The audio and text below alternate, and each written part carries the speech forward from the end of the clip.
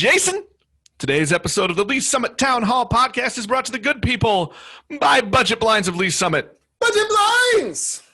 Jason, did you know that Budget Blinds is the place for people to go to for the signature series shades? All hail our robot shade overlords. Look, there are many, many reasons why you should start looking at the smart home features, but mostly because it's cool. I gotta say, look, I recently got a somewhat smart home thing in my house, and I was highly skeptical, like in the process, and have delayed and kind of acted like the technology phobic old man that I'm probably getting closer to being every day. But I gotta say, this smart home stuff is pretty cool. It's pretty cool. And I gotta say, the ability to raise and lower, open and close, program your shades to do that stuff, to save energy, to increase the security in your home, to do all the things you want to do. Make things safer for your children and pets. Right. Absolutely fantastic as an idea. I get it. I get it now in a way that I didn't get it before. So I'm going to say this with all sincerity. All hail those robot shade overlords. There you go. So if you are ready to make your home a smart home, head on over to our good friends, Budget Blinds of Lee's Summit, right in downtown, the heart of our community. Today's episode is also brought to you by Feed Lee's Summit. Hey, Jason, pre-COVID world, 6 to 8% of Lee's Summit residents were food insecure. I thought that world started on March 15th. Well, you know. No, the world ended on March 15th, and we're now picking up the pieces. Right. Well, that's 6 to 8%. That equates to more than 6,000 men, women, and children in the Lee's Summit community. And in this COVID pandemic area, the food needs have only continued to grow for Lee's Summit families and senior citizens. That is true. Responding to this need are the good folks at Sunrise Rotary. They are sponsoring their second annual Feed Lee's Summit event, November 12th at 7 p.m. It's going to be a virtual event this year because COVID ruins everything, but it's going to be a great event anyway.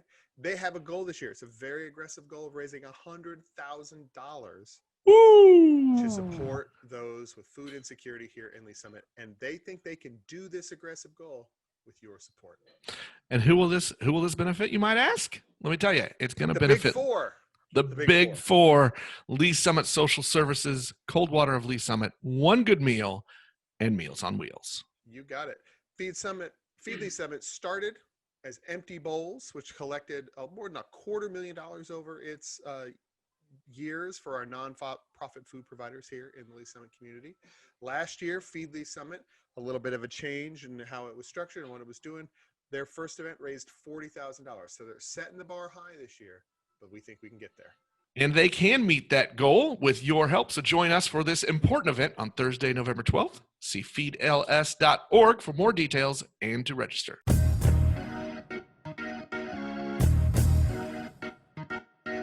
Hello and welcome to the Lee's Summit Town Hall episode in this Friday Conversation edition.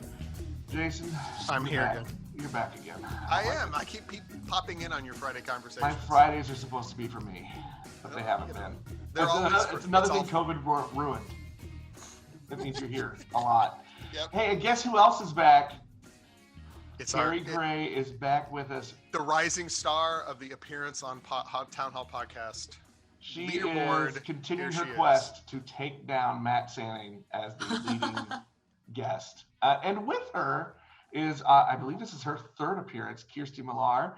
Kirsti, Kerri, welcome back to the podcast. Mm-hmm. This is Suicide Prevention Month, and we thought we would bring back our community therapist, Kerri Gray. That's what we're calling you now. That's your new title. Oh, you are Lee's Summit community therapist, or at least you're mine. And Kirsti Millar, who is, I'm going to get your title wrong, so correct me, Suicide Prevention Manager? Program Coordinator at ReDiscover and also through Lee's Summit Cares, is that right? Or do you have time? ReDiscover. Through ReDiscover. We have had you on before as well, Kirsti. Like I mentioned, I think the first time was about 3 years ago, after some suicides in our school community, and then you came back on a couple of years ago. But we thought it would be a good time as mental health and suicide prevention continues to be a big topic in the area, and especially as we talk about reopening schools and whether or not we should have the school buildings open again, and I'm not sure how far we're going to get into that. I'm going to stumble through all of this because I know nothing, but you guys know everything, and that's why we have you on. Well, by everything, he means in comparison to what we know. So, we set the bar low and you guys leap right over it. So it's excellent. Literally no pressure. It's fine. Right. It's that the old saying about, in the kingdom of blind men, or in the world of the blind men, the one-eyed man is king. It's a podcast run by blind guys, and you have vision. So congratulations. You are experts. You are there. Compliment. I'm not even sure where to start, because I think, when we talk about suicide, it's such a big, heavy topic. Oh, let's just jump to it. And then, so let's jump in. What should we be talking about? I mean, when we talk about mental health, when we talk about suicide prevention, where do you start? I kind of love how Jason just said, let's just jump in, because that's what you do. You just jump in. It's such a scary topic because we've created it to be a scary topic. I'm going to preface that with, of course, it's someone's life. So it's a delicate topic, but it doesn't have to be scary. It's something that we need to be talking about. We should be talking about. My biggest promotion is I just want you talking, that talking saves lives. And the more that we talk about, hey, you don't seem okay, right? Let's talk about that. What does that look like for you? Have you called help? Have you gotten help? That's the definition of a good friend, not a friend who's like, I don't see you. I don't see your problems. I'm not going to ask you how you're doing because I don't want to take on your stuff. Asking someone how they're doing isn't taking on their stuff, but it's diving in enough to say, hey, I'm noticing you're not good. So let's talk about it. So that's a long-winded answer to you truly just dive in. Okay, so let's talk about it. Nick and I have made the joke like 15 times since the beginning of this terrible, terrible pandemic that it's just made, essentially we say COVID ruins everything, but basically we mean it makes everything worse. So is it making suicide worse? I mean, like the rates and all that, not any individual attempt. Yes and no. Numbers are always lagged. So I don't know that I have like a lot of numbers to support. Yes, it's making things worse. There are some numbers out there that opiate overdoses are higher, that reported suicidal ideations and behaviors are higher. The number 30% has been thrown around for both of those. Keeping in mind too, though, that I always like to preface stats when it comes to really anything mental health related. This is a field where the stats that we get are self-reported, honestly. They're coming from people. So we want to give some grace in that. In my experience, initially, I think we all kind of felt like summer camp to some degree. Like, wow, this is like a long extended vacation. I can do housework in the middle of the day and still get my work done, right? Like I have this like fun, cool balance of like life and work from home. Like this is so great. And then like May hit, and I think we all had this thought, okay, this is like, there's an end to this, like May is going to happen. I know I had that conversation with my staff, like, oh, by May, we're going to all be back together. This is going to be short-lived. And then May passed and then June passed and then August passed. And so I don't know that I can say it's making it worse, but I think that still being isolated, kids not being around their socializations, like we were talking about earlier today, not having those social supports, but also people. And I think through, I choose to think that I am in this mental health profession. So I practice what I preach, and I'm a pretty well-coped adult, and I'm struggling through this, and I'm seeking supports, and I'm leaning on things more than I would in any typical year. So if I, who identifies as a decently coped individual, am struggling, how are our kids doing? How are our friends doing? How are our friends who maybe don't have the resources that I have truly doing right now? Because I'm craving that socialization. And I know, the most introverted person at this point has vocalized, I just miss people. We are not designed to not be around people. Right. So that's a really long-winded answer to, I don't know. I don't have scientific support, but I'm going to venture towards yes, because when we're stuck in isolation, we lean on unhealthy coping skills. We start to perpetuate those thoughts. The world doesn't seem to be getting better. We're facing yet another couple stressful months as a nation with an election. No matter, which way you look at that, it's going to be a stressful time. And in the middle of a global pandemic, now we've got the weight of the world on our shoulders while trying to make these grave decisions for our families. Do we go back to work? Do we get tested? You have a scratch in your throat and you're paranoid that you're coming down with the Rona. We've all been there. Every day. We've all been there. It's when I go around and find candles and randomly sniff them in my house to make sure I haven't lost my sense of smell, because I'm in that population. You should just that will be the tall tale sign. Look, seriously, live with teenagers and you'll never have to do that again, because they will provide smells for you. I'm just saying it. So. My husband has caught me a few times, like, what are you doing? And I'm like, I just need to make sure I haven't lost my sense of smell. I had a little scratch in my throat this morning.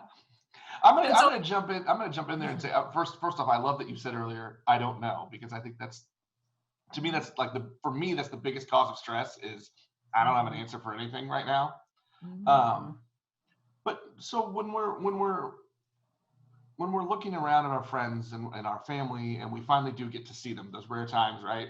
Which, I mean, yes, we're reopened, but we're not really reopened. We're still spending most of our lives in our house with whatever our core family is, right?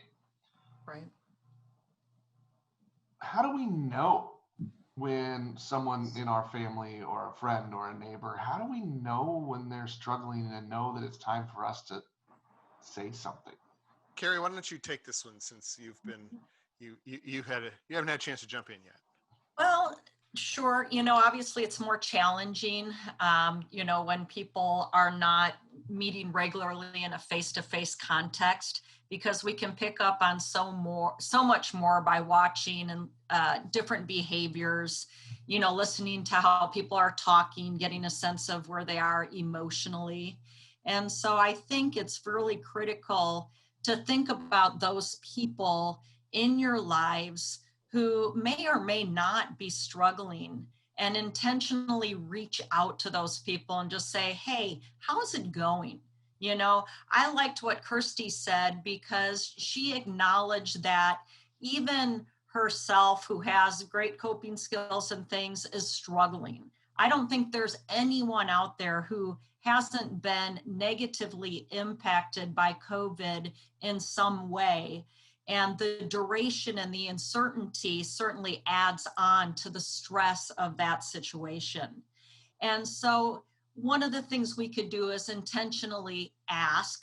I know that groups of people have created what is referred to as a friend bubble, so people who they feel safe and getting together with, and just being aware of changes in behavior.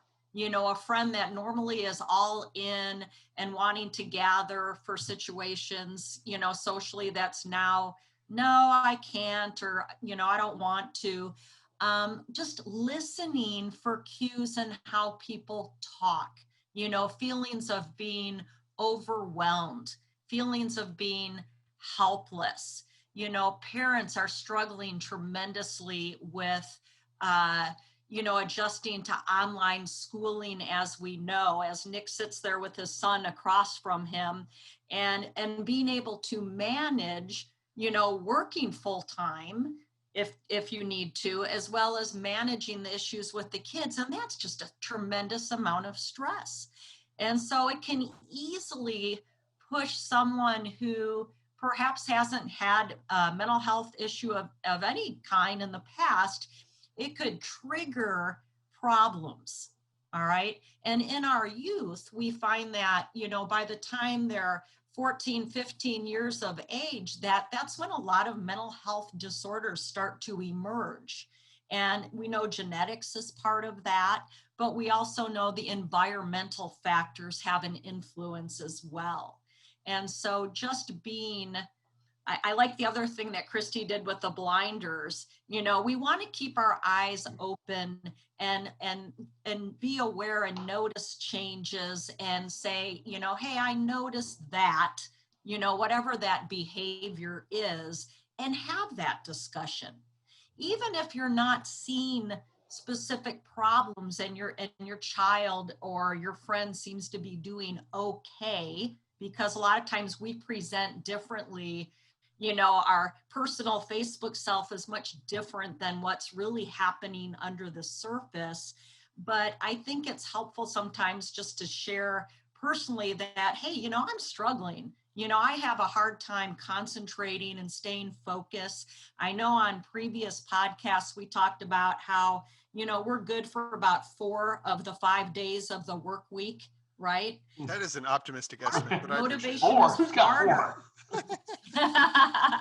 I'm good for 2, maybe 3. Yeah. So listen and ask. If you see something, say something. Have those conversations. Mental health is just as critical as our physical health, and you really can't separate the two. I'm not sure actually which way I want to go, because when we were talking before, Kirsti, you had mentioned to me an important conversation was to talk about difference between risk factors and warning signs, 2 different things. Ooh, good. And so I'm not sure, again, I don't know what we should talk about first. Like, does one lead into the other? I think it's important. I want to touch on something that Kerri said, because I think it's critical what she said. And I thank you for that, Kerri. We teach a lot of warning signs. And I also love the term. There's a training that I'm trained in that utilizes the term invitation instead of warning sign. And I love that so much, because that's exactly what a warning sign is, right? Society as a whole, when you think of warning, you think of like a red stop sign and it almost like, you like halt, I'm also available for sound effects on the side if you need them for the podcast. Sweet. Hired. But an invitation is an inviting thing. It's a positive thing. It's helping kind of start that conversation. So I like that perspective shift, but I think it's important that we teach a lot of, and Kerri said it because it's what we teach, when you notice a difference in their behavior. But I think right now what a lot of people are struggling with is, I'm not seeing my people. So how do I know if they're different? How do I know if their text message isn't a weird tone or not? Or their Facebook, your Facebook status said you were great. You just baked cookies with your family. Like, right? There's no context in text on a screen. Exactly. And so I think it goes back to what Kerri was saying is, we can talk about risk factors and warning signs, and I think we should, but I think at the end of the day, what it boils down to is we just need to be talking, and we need to be encouraging exactly what she said. We need to be checking in on our people. I know I've tried to be more authentic on my personal Facebook page, and just that, here I am in my profession, preaching left and right to talk. And then I'm posting these adorable pictures of my daughter, but I'm also not posting the days where I'm struggling, because I'm perpetuating society's stigma. So the other day I got super vulnerable, freaking terrified to do it, but posted about how for the first time in a month, I utilized some self-care and went for a run. And because August just kicked me in the bum. And to put that out there, I had so many friends reach out, like, first, A, I didn't know you were struggling, but also B, like, thanks for sharing that, because now I feel like I can too. And this is not me saying I think everybody should go share all their trauma on Facebook, but I think it's important that we have a balance of realism. And that's a lot of what our youth struggle with, is not to take a dig at celebrities, but if you look at a social media reel, nothing about it is real. There's nothing about it that's real. And now we have this whole dilemma with TikTok, and there's all these things. And so they're surrounded, but also adults, people my age and older as well, are seeking solace in social media, are seeking solace in their phones, and are isolated more than ever. And you can't tell someone's behavior change through a text message or a FaceTime. It boils down to you have to talk to them. And we can teach you those warning signs and those risk factors. I do think they go hand in hand, but I think the first invitation to any conversation is starting one, right? Hey, how are you? So, I've noticed we haven't checked in lately. Right. Is it, you mentioned the sort of the way you, I guess, inadvertently started conversations, right? Was to express your own vulnerability. And I don't think anybody's going to go and put all of their trauma on Facebook all the time, or at least that doesn't already do that. But Fair. Is that, I think, is that a way to, especially I think with young people, is that a really good way to sort of maybe invite yourself into them? I mean, so even if you're if you're having the concerns about someone, but by opening yourself up a little bit in that way, is that a good way to sort of start that conversation? I think so. Kerri, I don't know if you think differently, but I know when someone approaches me and is like, hey, I've really been struggling lately. How are you? If I've been struggling, I'm more apt to be like, whew, girl, me too. Like, wow, this has just been rough. So it's almost like a validation before you're having that conversation. And it kind of gives you that invitation, if you will, to say like, yeah, you know what? I have noticed you've been off. Like, I thought I'd share my story because I've noticed this in you too. So how have you been dealing with that? What have you been doing? Have you had scary thoughts lately? have they traveled into, yeah, my life might be better if I'm not here, you know, and having that conversation. I think a lot of times when people hear us talk about, we need to be talking about suicide, we need to be talking about mental health, people often assume I'm expecting you to like dial up a friend, like, hey, Jason, you thinking about suicide today? Like, how are you? That's not how I want you to approach that conversation. But I think that's Nick, what we need scares to us. stop having phone calls if you're going to do that. Well, Please talk in the valley, girl. Yeah. Well, here's my question to that, because, and I don't want to speak for everybody, but I feel like this is probably common. Mhm. The, hey, are you doing okay, seems the easy part. Uh-huh. What's the second question? How do you then dig in? Because it's really scary to think about what the answer could be if the next question is, are you thinking about suicide? Right? So how do you really dig in at that point to get past that first question? Because I think we can all say, hey, are you doing okay? But still kind of stand back a little bit. And I'm just asking, it's also, it's almost like you go meet somebody for dinner in normal times. And hey, how you been? Right? And it's just, Right. it's an easy reflexive question. Mhm. And I think we all very easily ask our friends, hey, how are you? How have you been feeling? But how do you get to that next question and the next question and really get past that fear of what the answer could be? A thought that I have, and I know Kirsti's getting ready to talk as well. A next question that I would have, and how are you coping with all this COVID stuff? You know, what are you doing to get through each day? And oftentimes by just asking that question, people tend to open up and say, I'm not really doing so well. Mm-hmm. Or here are some things that I'm doing that are helping me, you know, in terms of my own self-care to get through each day. So that would be my second question. What would be your third question, Kirsti? So if I am struggling. What? Well, if somebody says, you know, I'm just feeling really overwhelmed, you know, I feel like, you know, as a parent, I don't have what it takes to help my child. I can't get work done. I just, you know, I don't see no end in sight. This is just a hopeless situation. Then what would you respond? I think that's a tricky question because me as an individual who's very comfortable with this conversation would directly say, it sounds like you've had a lot on your plate, and I feel the need to ask you, have you had thoughts about taking your life? But I'm very comfortable with that conversation, and whether their answer is yes or no, I feel prepared. I'm going to go out on a limb and say Kirsti's more comfortable with that conversation than Nick or I. So let's sure. Right. Which but is why I might ask you, but I'm going to go hide first. Which is why I say it's a difficult answer, because I think some mental health professionals like me might directly go there. And also what's tricky about these kinds of conversations is there really isn't a stock answer, right? These are so variant on relationships, because I very well may not say that to my husband, because quite honestly, I might freak out a little bit more if he says yes to that than to someone I'm a little bit of a different relationship with. Mm-hmm. I like the conversation relating it to COVID. I might ask, how are you taking care of yourself? What resources have you looked into? Maybe offering to help you look for resources, because it clearly sounds like, you know, you've owned you're overwhelmed. If there's something I feel like I can help support. But I think my next question would be, how are you taking care of yourself, and how are you prioritizing yourself? And then kind of following that with, have you looked into some mental health resources, and making that a priority of the conversation as well? Because I think that's a scary world to navigate. It's not easy to just walk into a doctor's office right now and say, I need a therapist, and be handed an appointment. It doesn't work like that. You have to navigate insurance and understand where you live. And there's all these different things, and almost everything's virtual right now. So I think I might go that route of, you know, how are you taking care of yourself, and checking in on those resources. And then depending on the response to that, dive into the deeper, harder conversation. I want to ask about something you just said in that Kirsti, and it reminded me. Well, you said it would be different for your husband because of the relationship that you have, and it reminded me, Kerri, of something you and I have heard from some of the teens as we've talked about youth mental health in the past, and I don't think this is just set for teens. I think this is for everybody. But one of the things we've heard is what do I do if I don't feel I'm qualified or I can handle the answer that they give? Like, I don't know how to respond to what you just said. I don't feel like I can help you. The thought of trying to help you freaks me out.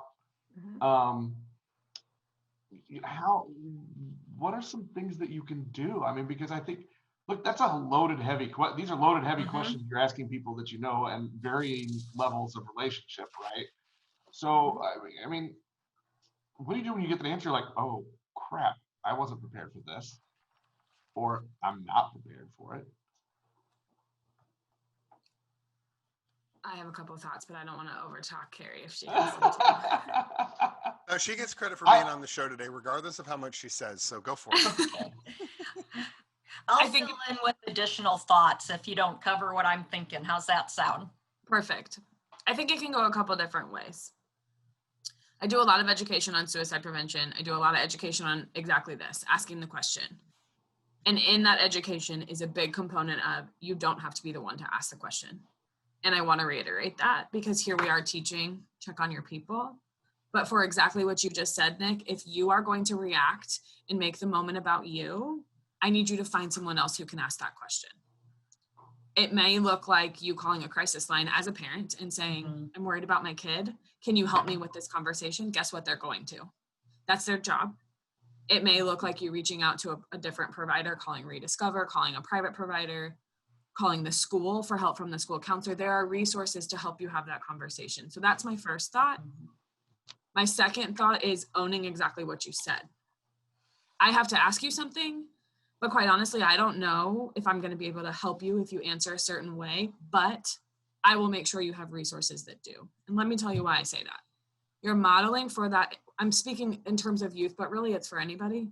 You're modeling for that kid. I'm being vulnerable in this moment. I see something is different about you.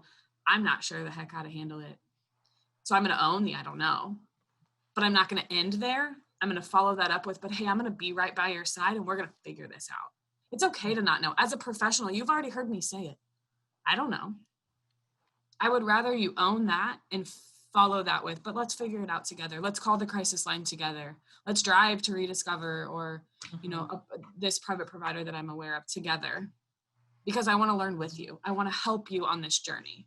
That's a really scary thing to do as a parent, I'm aware, but it's so powerful.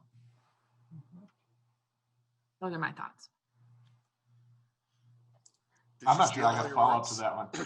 Well, here, I'll blindly go non sequitur. How's that? No, so I think this, so we've now talked about sort of how to have the conversation.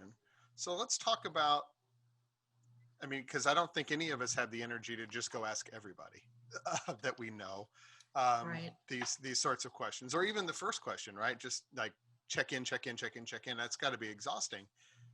How do what are we starting to look for? What should we be looking for when we think about asking those questions of someone? Well, okay, so earlier you alluded to the difference between risk factors and warning signs. Yes. And it might be helpful to come back to that in terms of what we're looking for. Because oftentimes people confuse the two and they are very different. I honestly have no idea the difference between them. So I'm going to learn right alongside of you, right alongside of what you're telling us. So let's go for it. All right. So essentially a risk factor are basically characteristics that make it more likely that an individual will consider, attempt, or die by suicide. All right. Those are our risk factors. Warning signs indicate the immediate risk for suicide. And those are linked more to an individual person and things that they're saying or doing right now. So if you look at a heart attack as an example, we know that risk factors for a heart attack would be obesity, tobacco use, high cholesterol, but that doesn't mean that the person is having a heart attack because they are overweight and have, high cholesterol. Do you feel called out right now, Nick? I just want to know. Yeah. I think you and I kind of do.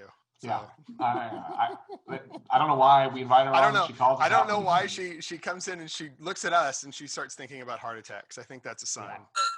I just felt like this would be a good example. There is no intent whatsoever. Oh my goodness. They're taking it personally, Kirsti. I don't know what to do with that. I'm just waiting for one of them to like eat a Taco Bell taco, like while you're talking about heart With attacks. Like, juice squirting out on their shirt. How did you know I had tacos? I mean, they weren't Taco Bell, but I did have tacos for lunch. It's Taco Tuesday. Well, now hold on, because the warning signs are critical, because if someone's actually having a heart attack, they might be complaining of, pressure on their chest. They're having a difficult time breathing, nausea. Those are warning signs. So if you look at risk factors, that would be things like a prior suicide attempt, a person who is involved in substance abuse. We know that mood disorders are a risk factor for suicide, in particular depression. And it's sad how many people who we learn die of suicide when they go back and do a social or forensic evaluation of that. A lot of people were not seeking treatment for their mental health, which is incredibly sad, because things like depression and anxiety disorders are highly treatable. We also know that access to the lethal means is another risk factor for suicide. So making sure that we talk gun safety, gun locks, things like that. And then we know there's specific marginalized groups that also would have an increased risk, like the LGBTQ community would be an example of that. And so just because a person has risk factors, though, doesn't mean that they will at some point die by suicide. It's just common characteristics that we're seeing in people who have died by suicide. Okay, Kerri, I'm going to jump in here and kind of tie it back to the pandemic, which has made everything awful. So how has the pandemic, the COVID, all the things that have sort of precipitated from that affected this risk factors in this regard? Kirsti, maybe you can hop in on this part. What I've seen the most, I don't know if this is going to answer your question, but I've had this thought the whole time Kerri's been talking, is that people struggle to differentiate. I'm struggling because of COVID. Does that make sense? Like I may have been struggling before, but now it's exemplified because of COVID. But I think a lot of people write off like everybody's struggling right now. So I don't need to seek that help because I'm taking it away from someone who might need it. So I think it's confused people because it feels like the new normal, right? Like if you talk to your friend group and someone's like, I've had a great week. Part of you is like, dies a little bit inside. Like, wait, what? That's like a thing still. And I'm struggling. So I think I've seen that a lot. Like once someone finally gets to like my program, they've identified some pretty, significant suicidal thoughts. And a lot of that conversation on the youth and the adult side is, well, I just kind of chucked it up to, it's COVID. Like we're all in this together kind of thing. I didn't realize I was that bad. So I think it's clouded our judgment. Mm-hmm. Okay. Is it important that we, I guess as a collective, acknowledge that that COVID's a part of it, that the pandemic is part of it, that it makes, and I ask because you see a lot of people, you see there are people that say we talk about it too much. You just said it's kind of become the common theme of, well, we're all stressed because COVID.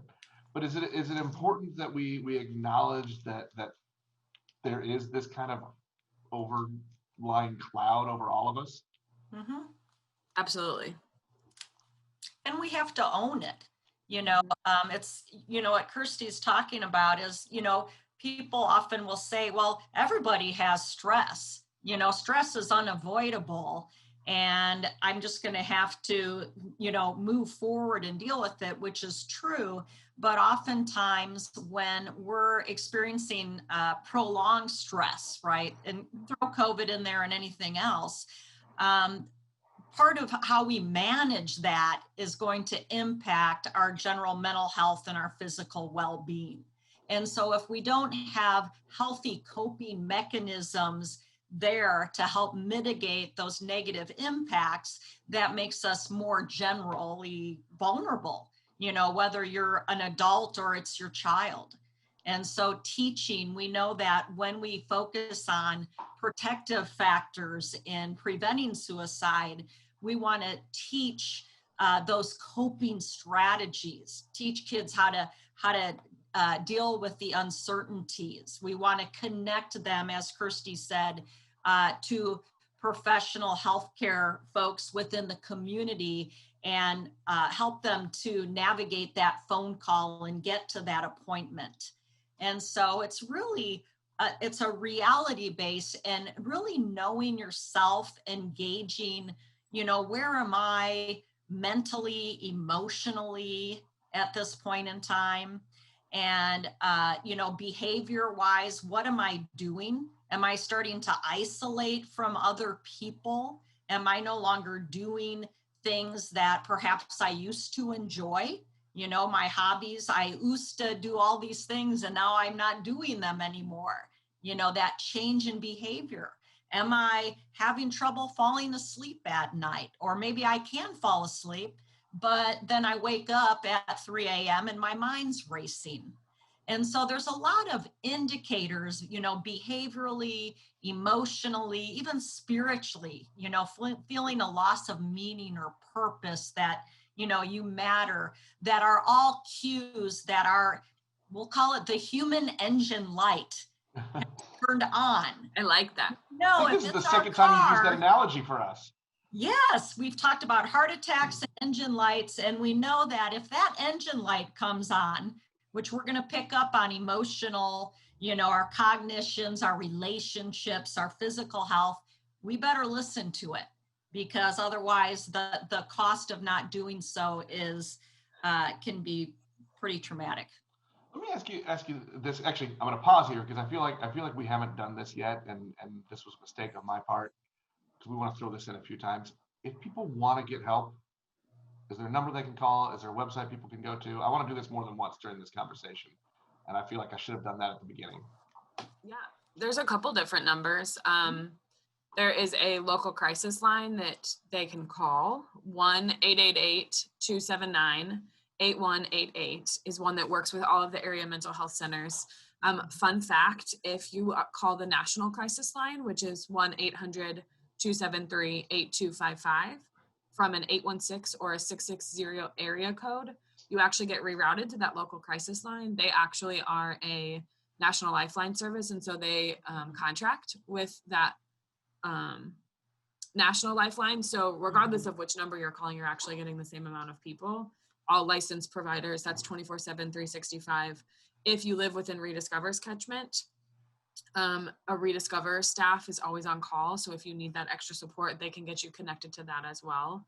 There's also a texting crisis line that's national. That's 741-741. Texting any word, help, hello, hope, whatever, will get you connected to someone. So if you're in a position where you can't speak on the phone, but you'd like to speak with someone, just texting that number 24/7 will also get you with a licensed mental health professional. And then I can also give you ReDiscover's number. It looked like Kerri was getting numbers together too. So is that are you looking for the intake number, Kirsti? Yes. 816-966-0900. Yes.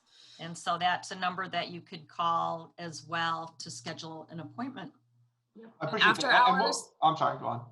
After hours, that ReDiscover number is also going to roll to that local crisis line. So one way or another, those numbers are all going to get you to some professional help.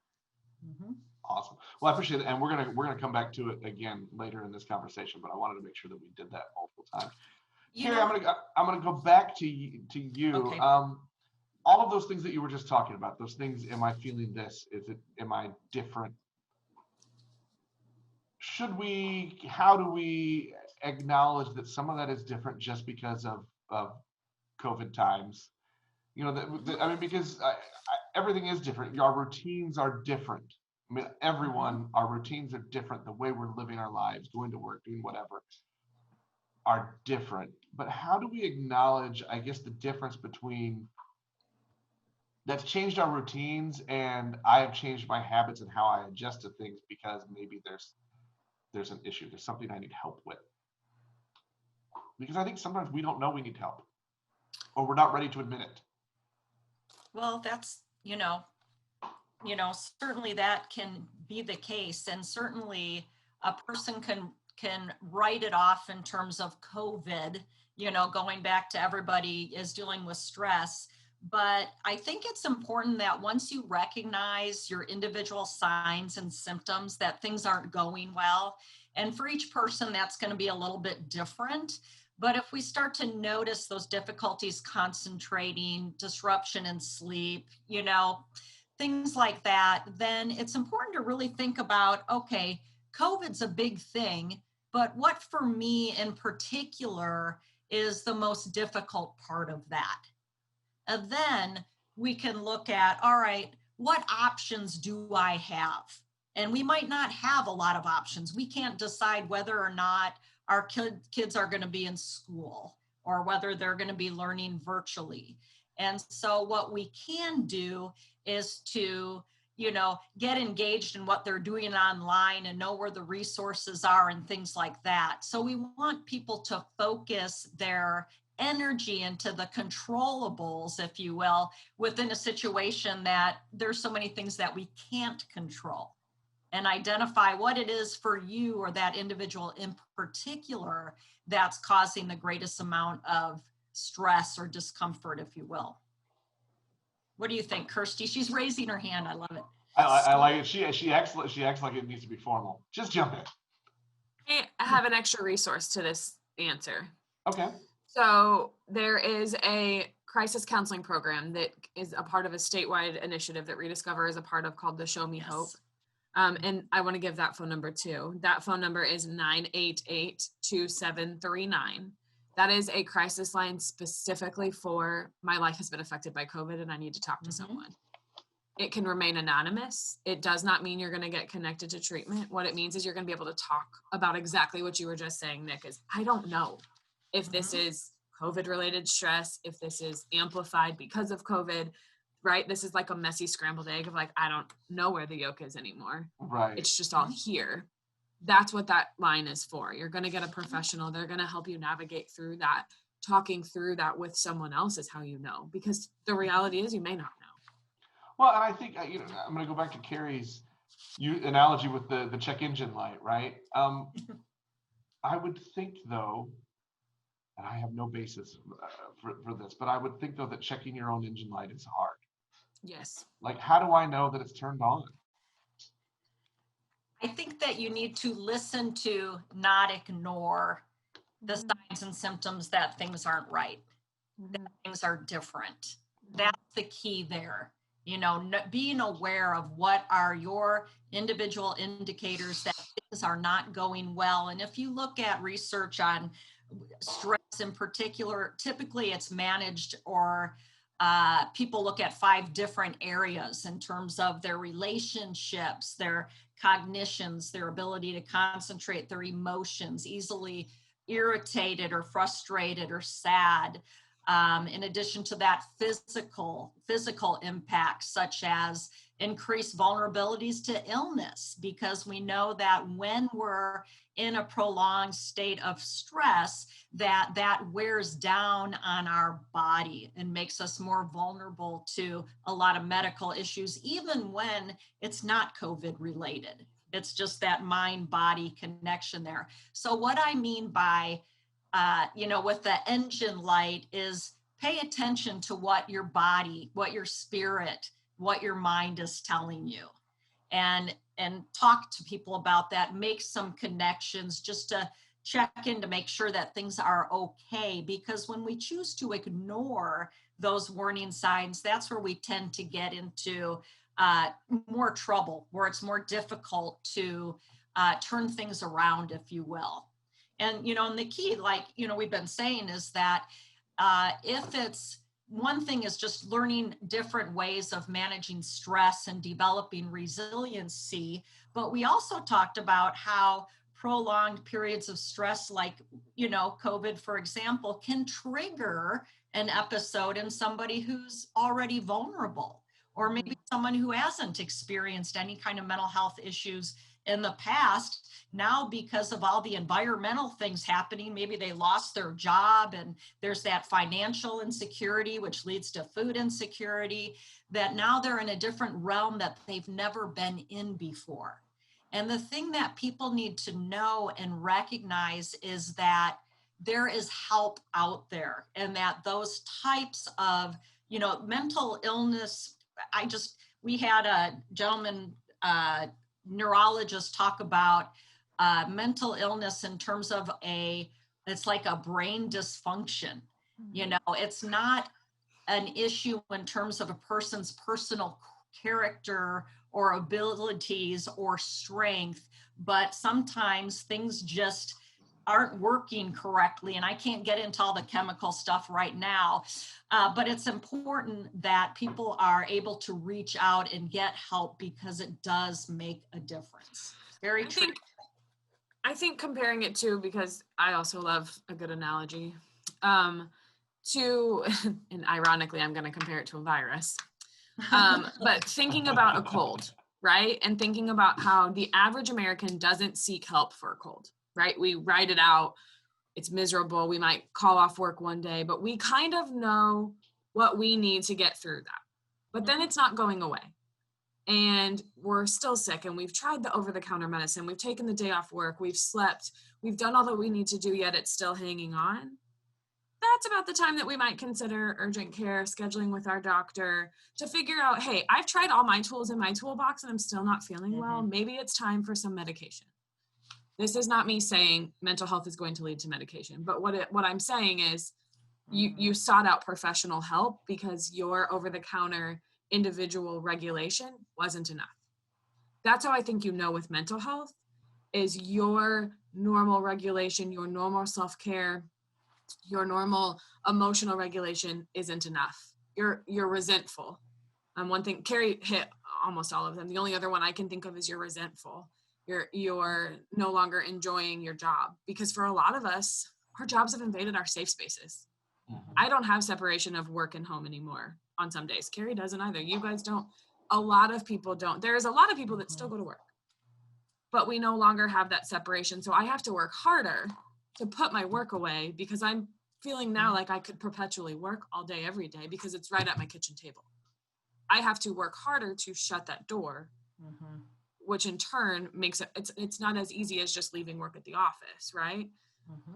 I also have to manage a tiny human some days when I work. And so being able to and there are tons of people in our country who don't just have tiny humans, but I have to help regulate my kids' school schedule on top of my work schedule and deadlines. And I have to feed them, and you never get a break. So my guess is everybody's check engine light is on or has been on, but that stigma of I don't need help, everybody's struggling, is what clouds us. So taking that step back and thinking about, okay, if this was a cold and it hung on this long, would I still just be fighting this by myself? Or would I have gone to the doctor? And thinking of it that way, mental health and physical health often get compared because they should be. I still don't fully understand why, as a society, mental health is its own little bubble, because of exactly what Kerri just said. It's still an organ. Your brain is still an organ. It's still a piece of your body. It is still physical health. We are just so scared of this topic because there's a delicacy there, your life, that we panic. That exact feeling of, what if I don't know? But do you panic when you don't know when your kid has a rash? No, you call a professional. You don't shy away from treating it. You try over-the-counter stuff. When that doesn't work, you call a professional. Mental health is the same thing. Why does everybody get so quiet after I talk? Am I just that powerful? You are profound. You're awesome. I think you're right, though. I think there is this fear of, and we'll say it again, there's a fear of just that word too that we're talking about today, suicide. Yeah.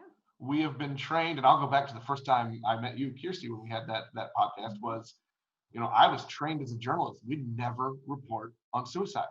We don't say it, because if you say it, someone else will do it. That's a myth. Right. True. And And that had, in 20 years of being in the profession at that point, right?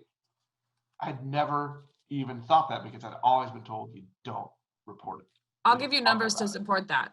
Statistics say if you think someone in your life is struggling with suicide, so you are worried that someone in your world, your bubble, has had those thoughts, statistically, minimally, they have thought about it 4 to 7 times already.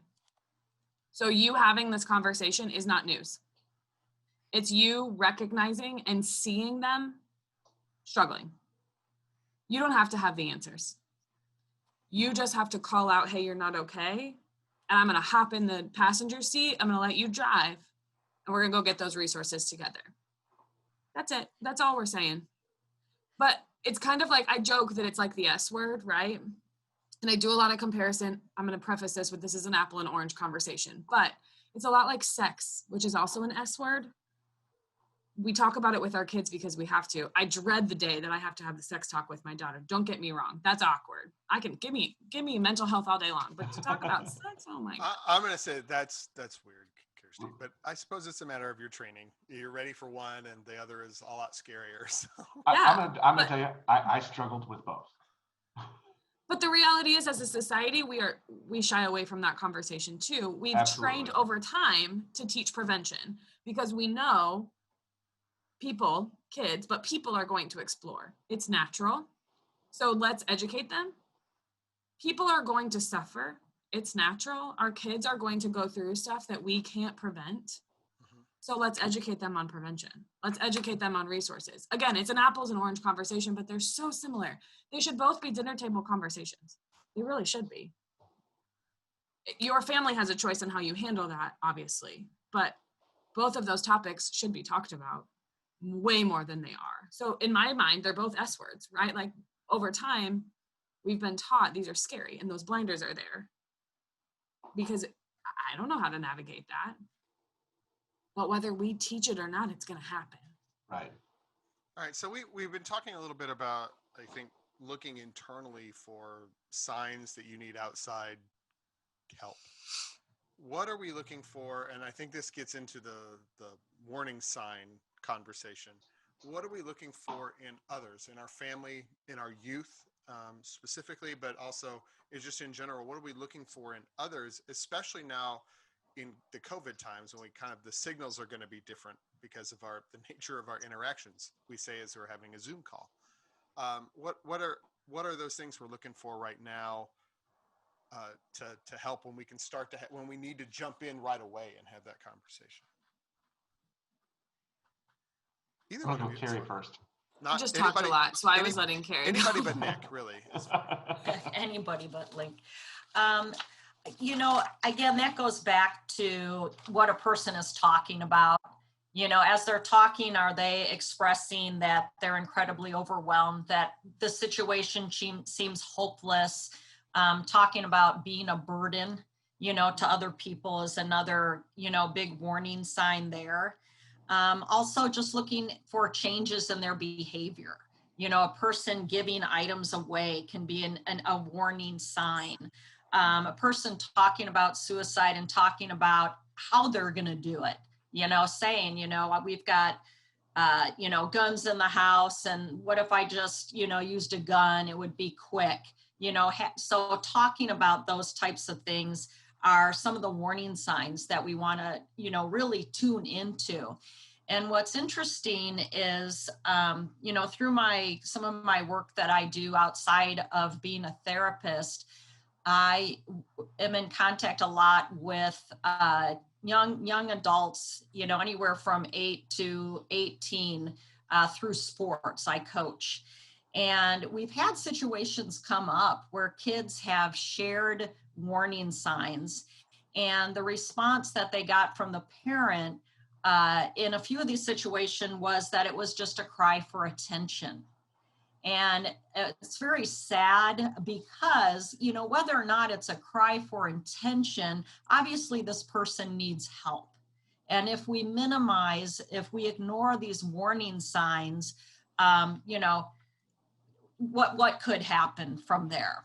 So those are some of the things that I'm thinking of, and that parents just, it's better to go and have a conversation with a mental health professional that can assess that situation objectively, rather than saying, you're fine, you just need attention, stop that, because that's definitely not the response that we want to give our kids.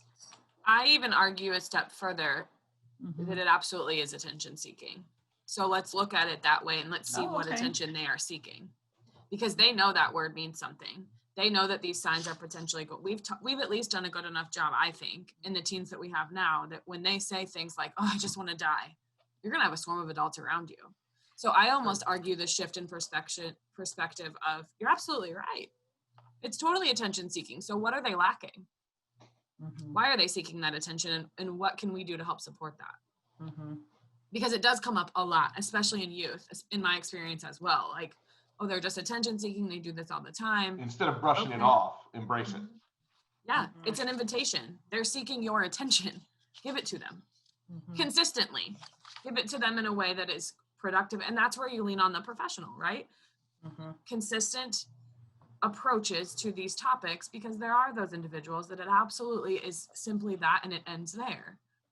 But then that's where consistency comes in. That's where professional treatment comes in. I think to build on what Kerri said, particularly in youth, isolation. A lot of kids right now rely heavily on social media, Zoom calls, Google Meets to see each other. When they stop doing that, I think it's time to check in. When they're struggling with their schoolwork, they're that resentful. And I think it's really tricky to know a pubescent teen from a depressed and anxious teen, because if we were to list the symptoms next to each other, they're almost mirroring. So I hate to sound like a broken record, but talking saves lives. And having that conversation and being that vulnerable adult in their life. Notice I didn't say parent, adult in their life. And that's not a dig at parents, but a lot of times kids don't want to talk to their parents. They want to talk to an adult. But sometimes it's, what I hear a lot is, mom and dad don't get it. So it takes a lot, again, as a parent, to swallow that pride and lean on aunt, uncle, friend to say, hey, I know so-and-so's not doing well. I don't think they're going to talk to me. Do you think that's when we lean on our people too, as adults? Do you think you could check in on them for me and then include me in that conversation? Because maybe you've decided you're not the best fit for that combo as their parent. I think it's a little bit of introspective too, of, can I handle this conversation, and are they going to be honest with me? I think that circles right back around to near the beginning of this conversation of preparing yourself for what the answers could be, and how you can and want to respond to those. I love that you've used throughout this that those warning signs are invitations. I think that's a big deal, and a great perspective on it, as that's an invitation not only for you to jump in and help, but for you to help them. I think you said earlier, I'll get in the passenger seat and let you drive, and we'll find the resources. That was those comments really stuck with me. We've talked a lot about signs to look for. We've talked about risk factors and how to ask questions, how to listen for answers, and how to absorb those answers. Are there things that we should avoid? Are there ways, during that conversation, are there reactions and responses that we should avoid doing? Because I think and I'm going to speak from a parent perspective again. The biggest fear is making it worse, right? It's like, what if I screw up and make it even worse? You go, Kirsti, I'll fill in. Jason, I like how nice they are to each other, waiting for the other one to take a lead. She was nodding more vigorously, so. I think it's not a matter of avoiding as it is being aware of yourself and not reacting in the moment. Because my daughter is 8 months old, I've said that, but I cannot imagine what it feels like to hear the tiny human you've created or you've adopted or is a big part of your life say the words, I don't want to be here, to some extent. That is gut-wrenching, that is heart-wrenching, that is very hard to hear. And as an adult in their world, parent or not, we have this like instinct to what I kind of joke that's like the fast food mentality of like, oh, I know how to fix you. I'm going to jump into action. I'm going to wrap my arms around you. and I'm going to protect you. So I don't want to go the negative route of what to avoid. I want you to not react, and I want you to listen. Take a moment to truly hear what that's saying. Don't belittle it. Don't counteract what they're saying. Listen to them. Even if you don't agree, even if they see a scenario totally 180 from how you experienced it. Listen, because that is their reality. And then I want you to react by finding that professional help, supporting, whatever the verbiage is, owning. This is really hard to hear. It's okay to say those things. It's okay to own. Gosh, that really hurts to hear. Gosh, I'm so sorry you're feeling that way. Wow, you're really sad right now. This is really scary of a conversation. It's okay to own that. Because again, you're modeling, I'm being vulnerable with you. I can handle your stuff and I want to be here with you.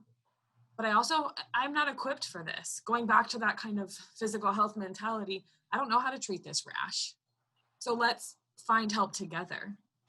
I want to be here with you. But I think it's a matter of stopping your initial reaction to what they're saying because you want to help and you want to almost debunk what they're saying. No, you don't mean that. What do you mean? Mm-hmm. No. Right. You're not going there because it's that panic of like, oh my gosh. And just listening to them and trusting. And then based off what they say, there's safety measures that maybe need to be put in place with removing means or giving them immediate help. Those types of things. If they're saying they've had the thoughts, taking it a step further with, well, have you thought about how you would do that in our home? It might mean removing knives from the kitchen for a while. It might mean locking up medicine or making sure that the gun safe lock has been changed. The ammunition has been moved away from the actual gun. There's a lot of things that can be put in place. But again, as a parent or an adult, I don't mean to only ever say parent, as an adult in their life, behind the scenes after that conversation, you absolutely can call the crisis line and say, holy crap, I just had this conversation with my kid and I don't know what to do. Guess what? You're calling a professional and they're going to help you.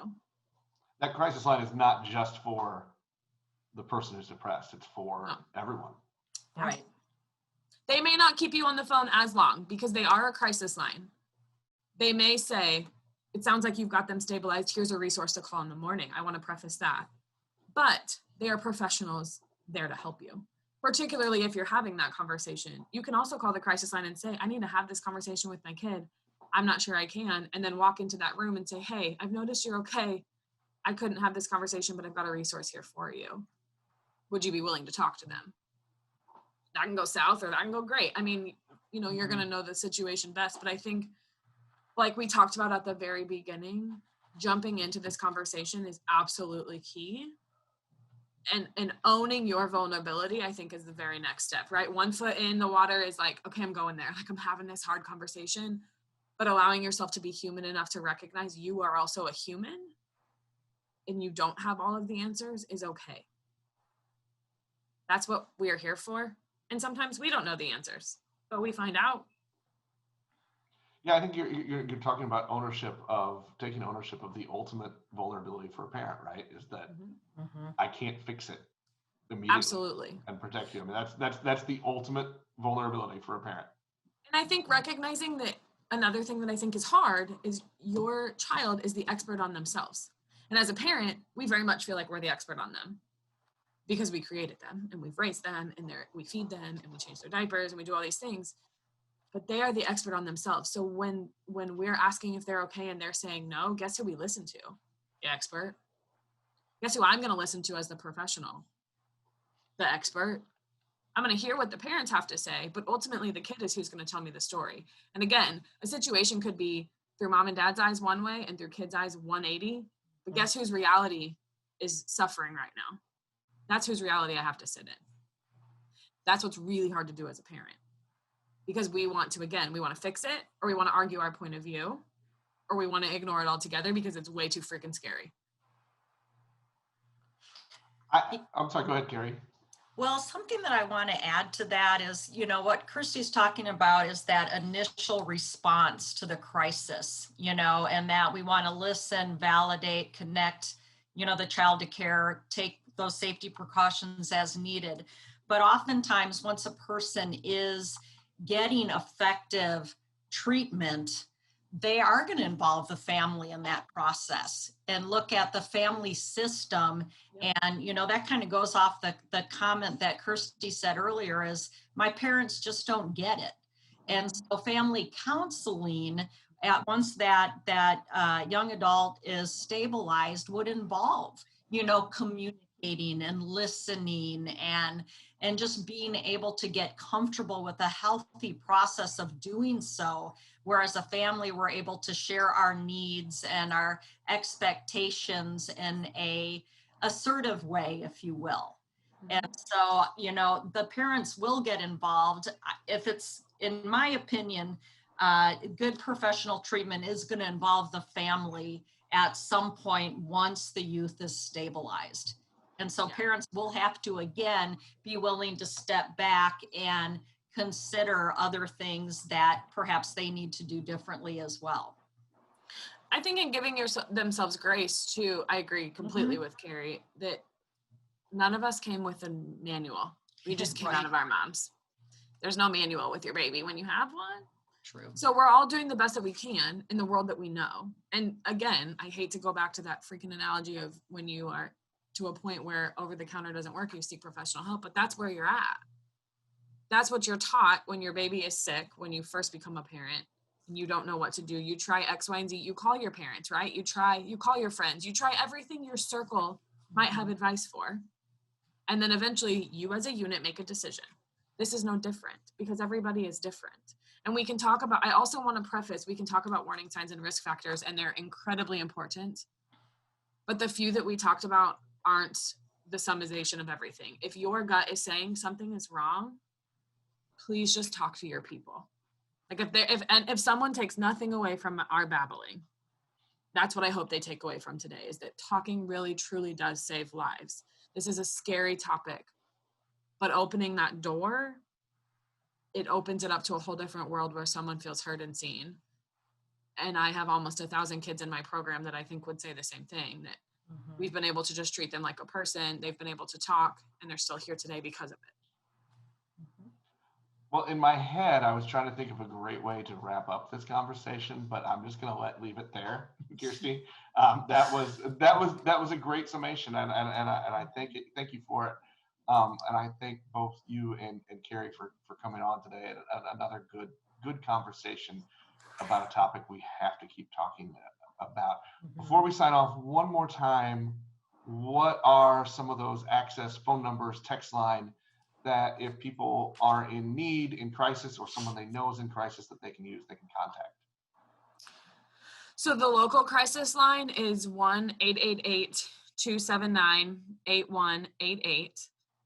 That is going to get 24/7, 365. If someone calls the national hotline and they have an 816 or 660 area code, they're going to get rerouted to that. That national hotline, just in case someone doesn't have that area code, is 1-800-273-8255. The texting crisis line is 741-741. Just have to text a word to them. Hello, hope, help, whatever. The Show Me Hope, which is that crisis line specific for COVID, is 816-988-2739. And ReDiscover's intake line is 816-966-0900. I also want to give a shameless plug that it is National Suicide Prevention Month. And ReDiscover this week in general has done kind of a spirit week, but we're promoting it all month. Every Monday, we are titling Motivational Monday, asking people to share positive, uplifting quotes on social media to kind of flood out the negativity to start the week. There's a bingo card that they've posted on their social media that if you participate in, you get entered in to win a couple different prizes. So head to their social medias to check that out. I have some really cool prizes, and the bingo card is different things like seeking out a ReDiscover location so that you're familiar with resources in your area, going for a walk with a friend, testing out a new song, kind of just promoting a lot of what we've talked about today. I really believe that suicide prevention doesn't always have to be sad statistics, and it really can be fun. And that's a lot of what we try to promote in this month is there's a lot that can be done to prevent suicide. It's not just, wah, wah, this is a scary conversation. Let's have some fun with it, and let's realize that our people matter. Awesome. And if they want to find that social media, what is the ReDiscover social media account? I just made it hard. You might search ReDiscover on Facebook. I'm going to start Right. there. Yeah, you can search ReDiscover on Facebook and Instagram, and I think Twitter. I don't have a Twitter, but I think Twitter. And we will put those crisis lines and the text line in the show notes for this as well, if people want to find those. Kirsti, Kerri, thanks again for coming on and talking with us, educating us. We did have a little bit of fun while we dove in, so I appreciate it. That was a lot of fun. Thanks for coming back on, and that will wrap us up for this week. We'll talk to everybody next time.